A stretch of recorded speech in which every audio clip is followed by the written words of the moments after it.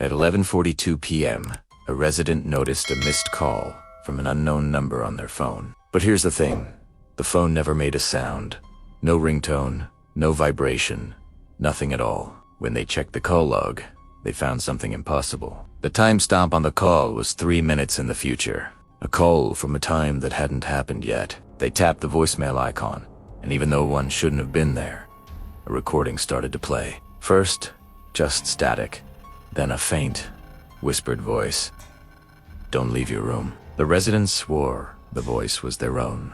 Desametong, the same breathing pattern, the same slight hesitation. Investigators traced the call, but the origin point wasn't another phone. It was a location inside the building, a spot that doesn't appear on any floor plan.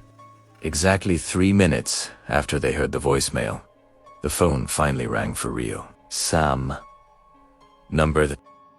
This time, they answered, but the line was completely silent. Void case 003 remains unresolved. Who sent that message, and why did it arrive before time caught up? Let me know your theory in the comments.